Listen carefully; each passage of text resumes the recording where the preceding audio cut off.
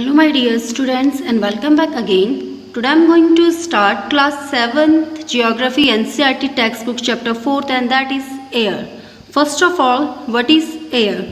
The mixture of gases that surround the earth and that the people, animals and the plants breathe. Now let's start this chapter. Our earth is surrounded by a huge blanket of air called atmosphere. All living beings on this earth depend on the atmosphere for their survival. It provides us the air we breathe and protect us from the harmful effects of the sun rays. Without this blanket of protection, we would be blacked alive by the heat of the sun during day and get frozen during night. So it is this mass of air that has made the temperature on the earth livable. Now, जो अर्थ होती है, अर्थ में क्या होता है, जो huge blanket of air होता है, जो सराउंडेड होता है, उसको हम क्या कहते हैं, एटमॉस्फेयर कहते हैं. और इसमें क्या होता है, लिविंग बींग्स होते हैं जो कि डिपेंड होते हैं एटमॉस्फेयर में अपने सर्वाइवल के लिए. और ये हमें क्या प्रोवाइड करती है, जो एयर होता है, जो एटमॉस्फेयर होता है, ये हमें क्या प्रोवाइड करता है, एयर करता है, जिसको कि हम क्या करते हैं, ब्रीथ करते हैं, जो कि हमें प्रोटेक्ट करती है सन रेज के हार्मफुल इफेक्ट से. विदाउट इस ब्लैंकेट की यानी कि एटमॉस्फेयर के ब्लैंकेट के हमें कोई प्रोटेक्शन नहीं मिल सकती और हम जीवित भी नहीं रह सकते हैं. तो जो एटमॉस्फेयर होता है उसमें हमें क्या मिलती है, उसमें हमें हीट मिलता है, फ्रोज़न होता है, नाइट के टाइम पे क्या होता है, ठंड होती है और दिन के टाइम में क्या होती है, गर्म होती है.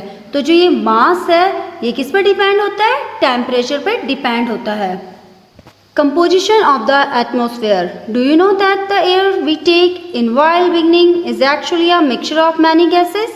Nitrogen and oxygen are two gases which make up the bulk of the atmosphere. Carbon dioxide, helium, ozone, argon and hydrogen are found in lesser quantities.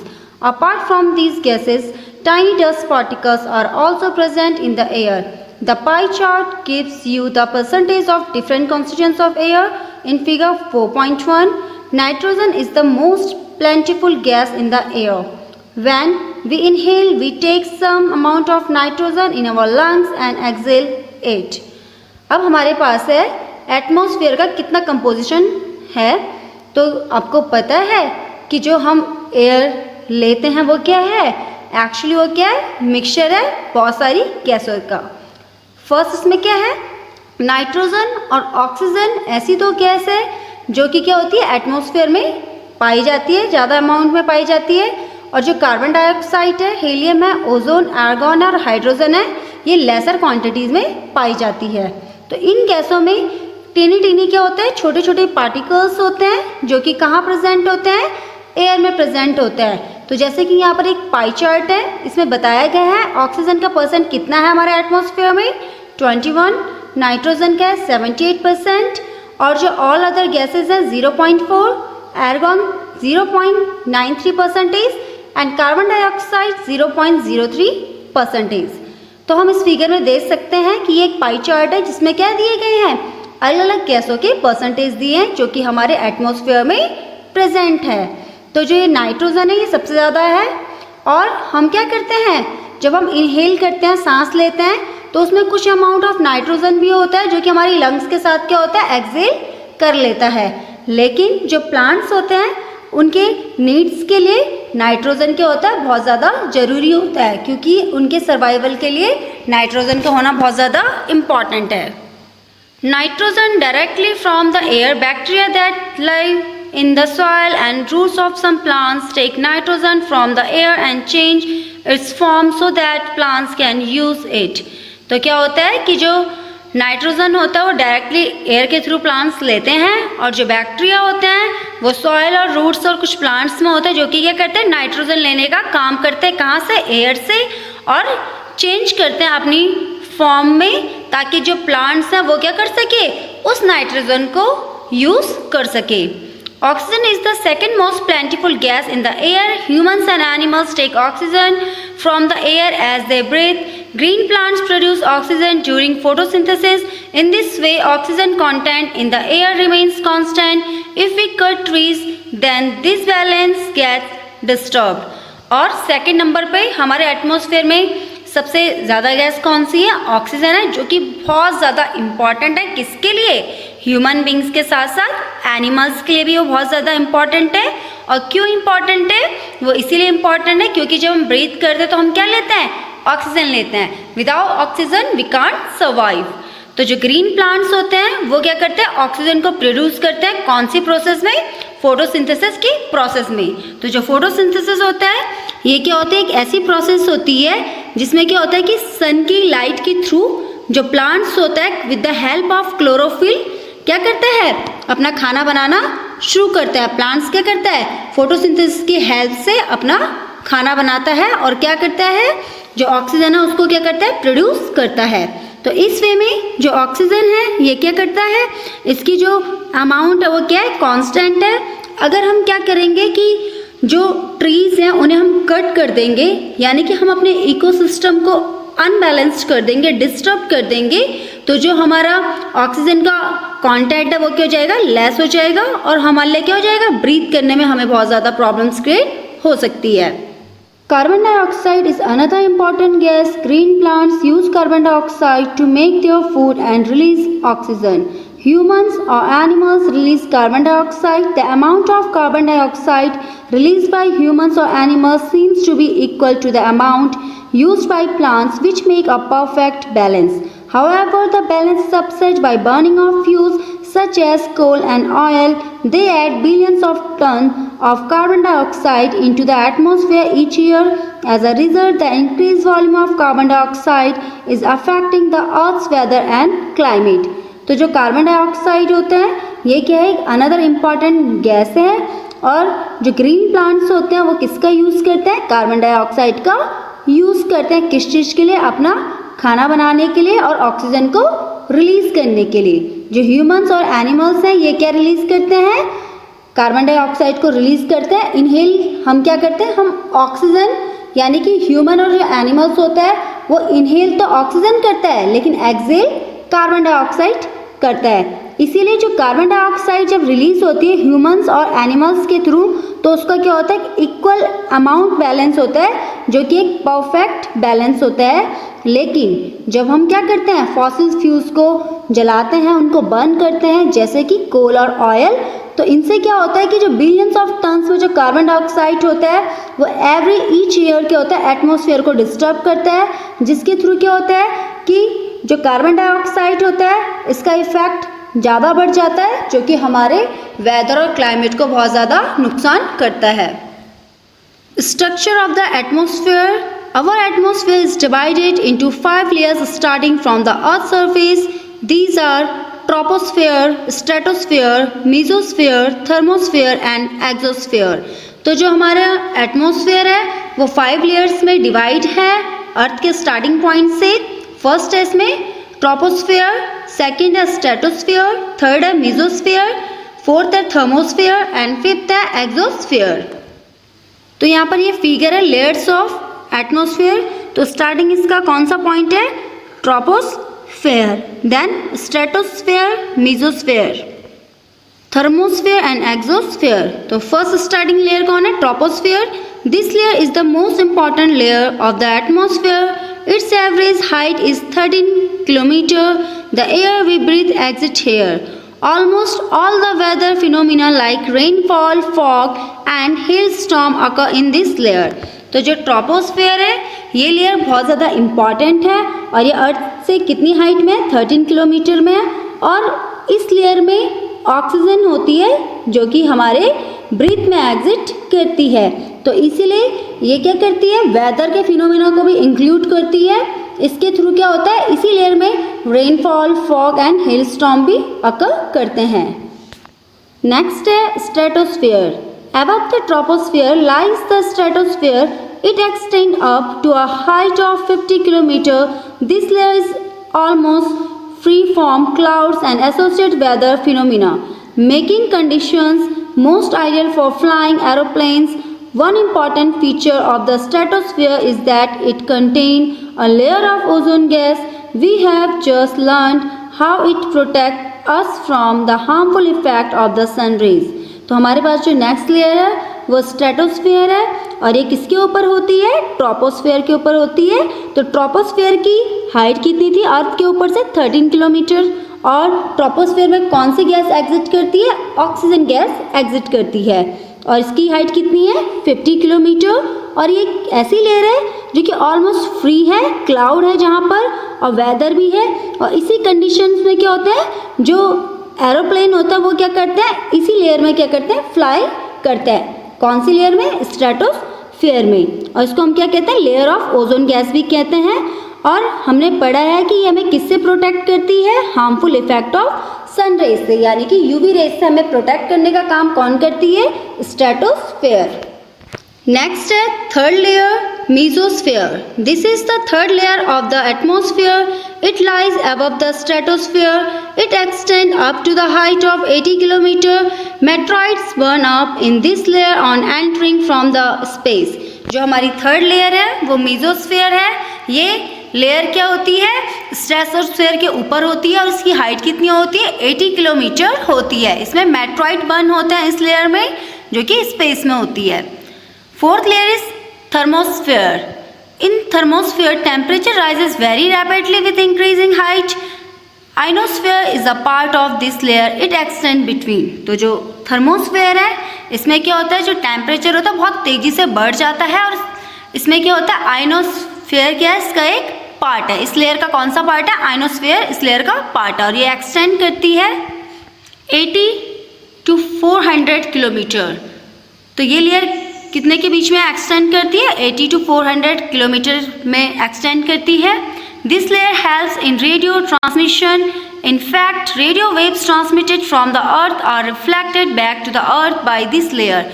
तो जो ये लेयर है, इसी लेयर में क्या होता है, जो रेडियो ट्रांसमिशंस होते हैं, जो रेडियो वेव्स होते हैं जो कि अर्थ पर ट्रांसमिट किए जाते हैं, रिफ्लेक्टेड किए जाते हैं बैक टू द अर्थ, इस लेयर में ही किए जाते हैं। लास्ट वन है हमारे पास exosphere. The uppermost layer of the atmosphere is known as exosphere. तो क्या होता है कि जो सबसे ऊपर की जो लेयर है उसको हम एक्सोस्फीयर कहते हैं. This layer has very thin air, light gases like helium and hydrogen flood into space from here. और जो ये लेयर होती है बहुत ज़्यादा पतली होती है. यहाँ पर कौन कौन सी एयर पाई जाती है, जैसे कि गैसेस होती हैं, इसमें हीलियम और हाइड्रोजन होती है, जो कि स्पेस से यहाँ पर क्या होता है सारे, अगर आप एक्सोस्फीयर में जाओगे तो वहाँ पर क्या होता है, फ्लड होता है. Next one is weather and climate. Is it going to rain today? Will it be bright and sunny today? How many times have we heard this from anxious cricket fans speculating the fate of one-day match? If we imagine our body to be radio and the mind is a speaker, weather is something that fiddles with its control knobs. Weather is this hour-to-hour, day-to-day condition of the atmosphere. A hot or humid weather may make one irritable, a pleasant breezy weather may make one cheerful and even plan for an outing. Weather can change dramatically from day to day. However, the average weather conditions of a place for a longer period of a time represent the climate of a place. Now, do you understand why we have daily weather forecast? Next one है हमारे पास weather और climate के बारे में. तो ऐसा होता है कि जब दिन भर बारिश होती है तो हम लोग प्रिडिक्ट करते हैं कि इसके बाद क्या हो जाएगा, ब्राइट और सनी डे हो जाएगा. और ऐसे ही कितने बार सुनने को मिला है, कब, जब जो क्रिकेट फैन होते हैं वो बहुत ज़्यादा एनिक्शियस होते हैं. एनिक्शियस मीन्स होता है बहुत ज़्यादा एक्साइटेड होते हैं वनडे मैच के लिए. तो यदि हम इमेजिन करें जो हमारी बॉडी है वो रेडियो और माइंड अगर हमारा स्पीकर होगा तो हम वेदर के कुछ फीडर्स होंगे, उनके जो नोब्स होंगे हम उनको कंट्रोल कर सकते हैं. जो वेदर होता है वो hour to hour, day to day condition of atmosphere में क्या होता है, चेंजेस होता रहता है. कभी हॉट होता है, कभी ह्यूमिड होता है, और कभी क्या होता है जो वेदर होता है बहुत ज़्यादा कोल्ड होता है, कभी वो क्या हो जाता है बहुत ज़्यादा इरिटेबल हो जाता है. और कभी कभी क्या होता है वहाँ पर बहुत ज़्यादा प्लीजेंट बिजी वेदर भी होता है, जो कि हमें बहुत ज़्यादा क्या करता है, चीयरफुल रखता है. और इवन हम क्या करते हैं जब वेदर अच्छा होता है तो हम प्लान बनाते हैं अपने आउटिंग के लिए. तो जो वेदर है ये dramatically day to day, hour to hour change होता रहता है. और जो इसका एवरेज वेदर कंडीशंस है प्लेस में वो लॉन्गर पीरियड तक रहता है, जिसको हम क्या कहते हैं, क्लाइमेट ऑफ प्लेस कहते हैं. अब हम समझे क्यों डेली वेदर फोरकास्ट क्या होता है, चेंज होता रहता है. Next one is temperature. The temperature you feel every day is the temperature of the atmosphere. The degree of hotness and the coldness of the air is known as temperature. The temperature of the atmosphere changes not only between day and night but also from season to season. Summer are hotter than winters. An important factor that influences the distribution of temperature is insolation. Insolation is the incoming solar energy intercepted by the earth. The amount of insolation decreases from the equator towards the pole. Next हमारे पास temperature है और temperature वो होता है जो आप day to day every day क्या करते हैं फील करते हैं और जिसके थ्रू हमें क्या कहते हैं डिग्री ऑफ हॉटनेस और कोल्डनेस ऑफ एयर का पता चलता है हम उसे क्या कहते हैं टेम्परेचर कहते हैं। तो जो टेम्परेचर है ये क्या करता है एटमॉस्फेयर में चेंज ही नहीं होता है, यानी कि जो टेम्परेचर है डे नाइट में ही चेंज नहीं होता बल्कि सीजन टू सीजन भी चेंज होता है। जैसे कि आपको पता है जो समर होते हैं वो विंटर से क्या होते हैं ज़्यादा हॉटर होते हैं, ज़्यादा गर्म होते हैं। और इसमें क्या एक इम्पॉर्टेंट फैक्टर है जो कि क्या है डिस्ट्रीब्यूशन ऑफ टेम्परेचर, जिसको हम इंसुलेशन कहते हैं। और जो ये इंसुलेशन से ये इनकमिंग एनर्जी है जो कि सोलर एनर्जी होती है जो कि इंटरसेप्टेड की जाती है अर्थ के थ्रू। और इस अमाउंट में जो इंसुलेशन होता है वो इक्वेटर के पोल की तरफ क्या होता है डिक्रीजेज में होता है। माय डियर स्टूडेंट, यहाँ पर एक वेदर इंस्ट्रूमेंट है फिगर 4.3 में। तो जो थर्मोमीटर है, थर्मोमीटर किस चीज़ के काम होता है? Thermometer measure the temperature. Temperature को मेजर करने के लिए हम किसका यूज़ करते हैं? थर्मोमीटर का यूज़ करते हैं। एटमॉस्फेरिक प्रेशर को मेजर करने के लिए हम बैरोमीटर का यूज़ करते हैं। और द अमाउंट ऑफ रेनफॉल को मेजर करने के लिए हम रेन गॉज का यूज़ करते हैं। और जब हम देखना चाहते हैं कि विंड की डायरेक्शन कहाँ है और जब हमें विंड की डायरेक्शन को शो करना होता है तो हम विंड वैन को यूज़ करते हैं। Temperature decreases in the same manner now. Do you understand why poles are covered with snow? If the earth temperature rises to high it would become too warm for some crops to grow. Temperature in city is much higher than that of village. The concrete and metals in buildings as a fault of the roads get heated up during the day. This heat is released during the night. Also, the crowded high-rise building of the cities trap the warm air and thus raise the temperature of the city. तो क्या होता है जो temperature होता है ये एक same manner में डिक्रीज भी होता रहता है जिस हिसाब से इंक्रीज होता रहता है। तो अब आप समझे कि जो पोल्स होते हैं वो स्नो से क्यों कवर्ड होते हैं? वो इसलिए होते हैं कि जो अर्थ टेम्परेचर होता है जब वो बहुत ज़्यादा हो जाए तो क्या हो जाएगा कि बहुत ज़्यादा गर्म हो जाएगा जो कि कुछ क्रॉप्स के लिए बहुत अच्छा होगा। और जो सिटीज़ का टेम्परेचर होता है ये बहुत ज़्यादा हाई होता है कंपैरिजन किसके? विलेज के। तो जो कंक्रीट और जो मेटल्स और बिल्डिंग्स होते हैं, रोड्स होती हैं, वो क्या होता है दिन के टाइम में बहुत ज़्यादा हीट होती है। और जब वो बहुत ज़्यादा हीट होती है तो वो क्या करती है हीट रिलीज करती हैं किस टाइम पे? नाइट के टाइम पे। और जो क्राउडेड हाई एरियाज़ होते हैं जहाँ पर बहुत बड़ी बड़ी बिल्डिंग होती है सिटीज़ में, वहाँ पर जो वार्म एयर होती है वो क्या हो जाती है? ट्रैप होती है, जिसके थ्रू क्या होता है सिटी का जो टेम्परेचर होता है वो भी क्या हो जाता है? इंक्रीज हो जाता है। नेक्स्ट है air pressure. You will be surprise to know that air above pressure us with a great force on our bodies, however we don't even feel it. This is because the air presses us from all direction and our body exert a counter pressure. तो अब हमारे पास है एक air pressure और आप surprise हो जाओगे जो एयर होती है वो हमारे ऊपर से प्रेशर होके जाती है, लेकिन हमें वो इसलिए फील नहीं होती है क्योंकि जो एयर प्रेशर होता है और जो उसकी डायरेक्शन होती है हमारी बॉडी को एक्सर्ट करती है काउंटर प्रेशर में। Air pressure is defined as the pressure exerted by weight of air on the earth surface. जो एयर प्रेशर होता है किस में डिफाइन किया जाता है? जो प्रेशर एक्सर्टेड किया जाता है कहाँ पर? वेट ऑफ एयर का, जो कि अर्थ सरफेस के थ्रू होता है। As we go up the layers of atmosphere the pressure falls rapidly. तो हमें पता है कि जब हम ऊपर की ओर जाते हैं लेयर्स ऑफ एटमोसफियर में तो जो प्रेशर होता है बहुत ज़्यादा बढ़ जाता है। The air pressure is highest at sea level and decreases with height. तो जो एयर प्रेशर होता है वो क्या होता है? हाईएस्ट होता है सी लेवल में और डिक्रीजेस होता है हाइट के थ्रू में। Horizontally the distribution of air pressure is influenced by the temperature of air at a given place. तो जो हॉरिजॉन्टली क्या होता है कि जो एयर प्रेशर होता है ये क्या होता है? इन्फ्लुएंस करता है कुछ एयर गिवन प्लेसेस में। In areas where temperature is high the air get heated and rises. ऐसे एरियाज जहाँ पर टेम्परेचर बहुत ज़्यादा होते हैं वहाँ पर जो एयर्स होती है वो कैसी होती है? बहुत ज़्यादा हीट होती है और बहुत ज़्यादा गर्म हो जाती है।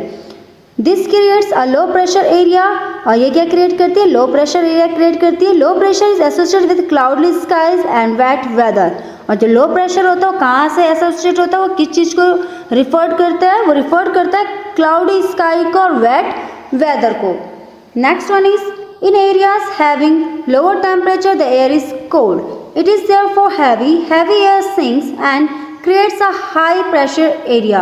High pressure is associated with clear and sunny skies. The air always move from high pressure areas to low pressure areas. तो अब ऐसे एरियाज जहाँ पर जो टेम्परेचर होता है वो कैसा होता है, लोअर होता है, और जो एयर यहाँ की क्या होती है, कोल्ड होती है। जहाँ पर टेम्परेचर हायर होगा वहाँ की जो एयर होगी बहुत ज़्यादा गर्म होगी, और जहाँ पर टेम्परेचर क्या होगा, लो होगा, वहाँ की एयर कैसी होगी, कोल्ड होगी। तो यहाँ पर क्या होता है, हैवी एयर सिंक्स होता है जो कि क्रिएट करता है प्रेशर, हाई प्रेशर एरिया को। जहाँ पर क्या होगा, टेम्परेचर ज़्यादा होगा वहाँ पर एरिया प्रेशर क्या होगा, लो होगा। जहाँ पर टेम्परेचर लो होगा वहाँ का एरिया प्रेशर कैसा होगा, हाई होगा। तो जो ये एयर से ये मूव्स करती रहती है high pressure areas to low pressure areas. Next we have wind, यानी कि हवा। The movement of air from high pressure area to low pressure area is called wind. You can see wind at work as it blows dry leaves down the pavement, uproots trees during a storm. Sometime when the wind blows gently, you can even see it blowing away smoke or fine dust. At times, wind can be strong, then it is difficult to walk against. You must have experienced it is not easy to hold an umbrella on a windy day. Think of some other examples when strong winds have created. अब क्या है, wind है, और wind का जो movement होता है, air का जो मूवमेंट होता है वो हाई प्रेशर एरिया से लो प्रेशर एरिया में होता है। और कभी कभी आप देख भी सकते हो कि जब विंड्स होती है, जो ड्राई लीव्स होती है वो उड़ना शुरू कर देती है, ऊपर की ओर शुरू कर देती है उड़ना, जब भी क्या होता है, स्टॉर्म भी आता है। और कभी कभी जो विंड होती है, जब ये ब्लोज होती है, जब ये बहती है, तो हम देखते हैं कि स्मोक, धुआं और डस्ट पार्टिकल्स क्या होते हैं, ये क्या करते हैं, ब्लो और फ्लड करना शुरू कर देते हैं। उस टाइम पे जो विंड्स होती है वो बहुत ज़्यादा स्ट्रॉन्ग्स होती है और ये बहुत ज़्यादा डिफ़िकल्ट होता है उसके अगेंस्ट चलना। आपने देखा होगा जब बहुत ज़्यादा स्टॉर्म आता है तो जो विंड्स की जो स्पीड होती है वो बहुत ज़्यादा होती है, तो आप जिस डायरेक्शन में चल रहे होते हैं तो उस डायरेक्शन में चलना उस टाइम पे बहुत ज़्यादा टफ हो जाता है। और कभी भी आपने एक्सपीरियंस किया होगा, आपने देखा होगा कि जब विंड बहुत ज़्यादा चलती है दिन में, तो जो आपने अम्ब्रेला होल्ड किया होता है, अम्ब्रेला पकड़ा हुआ होता है, उसको होल्ड करना बहुत ज़्यादा टफ हो जाता है। तो सोचिए कुछ अदर एग्जाम्पल स्ट्रॉन्ग विंड्स के। First one is permanent winds. The trade winds, westerlies and easterlies are the permanent winds. These blow constantly throughout the year in a particular direction. तो फर्स्ट इसमें permanent wind है, ये एक trade है winds का जो कि वेस्टरलाइज और ईस्टरलाइज होती है एक परमानेंट विंड में, और ये क्या होती है, कॉन्स्टेंटली ब्लो करती है ईयर में एक पर्टिकुलर डायरेक्शन में। नेक्स्ट है seasonal winds. These winds change their direction in different season. For example, monsoon in India. जो सीजनल विंड्स होती है ये क्या करती है, अपनी जो विंड्स है उसको सीजन के अकॉर्डिंग चेंज करती है, जैसे कि मानसून इन इंडिया, ये किसका क्या एग्जाम्पल है। थर्ड है local winds. These blow only during a particular periods of the day और year in a small area. For example land and sea breeze. Do you recall the hot and dry local winds of northern plains of India? It is called loo. तो third हमारे पास local winds है। तो ये local winds होती है, ये blow करती है एक पर्टिकुलर पीरियड ऑफ डे और ईयर में एक स्मॉल एरिया में, जैसे कि क्या है, लैंड और सी ब्रीज है। क्या आपने कभी महसूस किया या आपने कभी रिकॉल किया है कि जब हॉट और ड्राई लोकल विंड्स चलती है, स्पेशली कहाँ, नॉर्दर्न प्लेन्स ऑफ इंडिया में, तो उसे हम क्या कहते हैं, लू कहते हैं। Moisture. When water evaporates from lands and different water bodies, it becomes water vapor. Moisture in the air at any time is known as humidity. When the air is full of water vapor, we call it a humid day. As the air gets warmer, its capacity to hold the water vapor increase, and so it become more and more humid. On a humid day, clothes take longer to dry and sweat from our body does not evaporate easily, making us feel very uncomfortable. तो जब क्या होता है, जो water evaporate होता है land और water के डिफरेंट टाइप्स ऑफ बॉडीज से, तो क्या बन जाता है, वाटर वेपर बन जाता है। और एयर में जब किसी भी टाइम क्या होता है, मॉइस्चर प्रेजेंट होता है, तो उसको हम क्या कहते हैं, ह्यूमिडिटी कहते हैं। जब क्या होता है, एयर में फुल ऑफ वाटर वेपर होता है तो हम उसको ह्यूमिड डे कहते हैं। और जब क्या होती है, एयर क्या हो जाती है, बहुत ज़्यादा गर्म हो जाती है, या उसमें क्या होता है कि कैपेसिटी होती है वाटर वेपर को इंक्रीज करने की, और उससे और ज़्यादा वो इंक्रीज करता है, तो उसमें क्या होता है, जो ह्यूमिड होता है वो क्या होता है, उसमें और ज़्यादा बढ़ता रहता है। तो जो ह्यूमिड डे होता है उसमें क्या होता है, जो कपड़े होते हैं वो सूखने में बहुत ज़्यादा टाइम लेते हैं, और जो हमारी बॉडी का जो स्वेट होता है वो ईजिली इवेपोरेट नहीं हो पाता है, जिसके थ्रू हमें क्या होता है, बहुत ज़्यादा अनकंफर्टेबल फील होता है। When the water vapor rises, it starts cooling. The water vapor condenses, causing formation of droplets of water. Clouds are just masses of such water droplets. When these droplets of water become too heavy to float in air, then they come down as precipitation. तो क्या होता है, जब water vapour rise up होती है तो ये क्या होता है, कूल होना शुरू हो जाती है, और जो वाटर वेपर तो कंडेंस होता है, जिसके थ्रू क्या होता है, वहाँ पर ड्रॉपलेट्स ऑफ वाटर बनती है। जो क्लाउड होते हैं वो भी इसी का एक पार्ट है, इन सारी ड्रॉपलेट्स का एक पार्ट है। तो जब ये ड्रॉपलेट्स ऑफ वाटर क्या होती है, बहुत ज़्यादा हैवी होती है और फ्लड करने लग जाती है एयर में, तो क्या होती है, नीचे डाउन हो जाती है, जिसको हम क्या कहते हैं, प्रेसिपिटेशन कहते हैं। Jet planes flying in the sky leave a white trail behind them. The moisture from their engines condense. We see trails of these condensed moisture for some time when there is no air movement to disturb it. जो jet planes होते हैं जब वो flying करते हैं किसमें, sky में, तो वो क्या छोड़ के चले जाते हैं, वहाँ से वाइट ट्रेल छोड़ के जाते हैं अपने पीछे।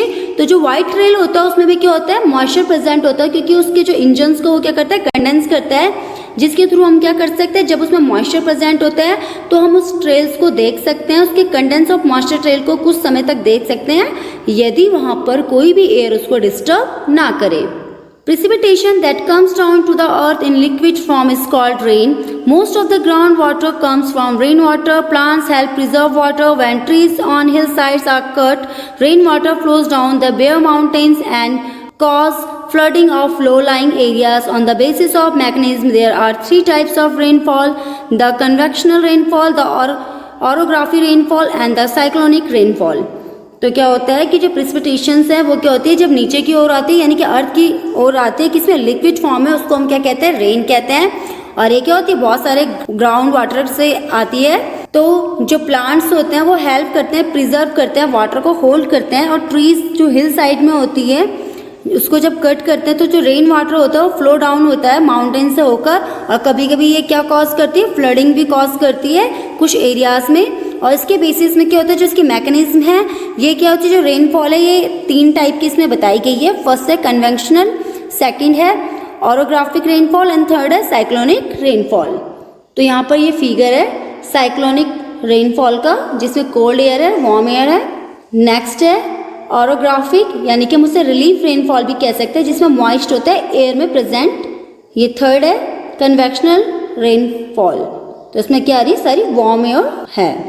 Rainfall is very important for the survival of plants and animals. It brings fresh water of the earth's surface. If rainfall is less, water scarcity and drought occur. On the other hand, if it is more, flood take place. तो जो rainfall है ये बहुत ज़्यादा important है survival के लिए। अगर रेन क्या होगी, कम होगी, तो पॉसिबिलिटी है कि वहाँ पर क्या होगा, सूखा पड़ जाएगा, और वहाँ पर क्या होगा, वाटर स्कार्सिटी होगी। और दूसरी तरफ अगर क्या हो जाए, रेन ज़्यादा हो जाए, तो वहाँ पर क्या आ जाएगा, फ्लड आ जाएगा। My dear student, that's all about this chapter. I hope you all learn this chapter very well. Thank you.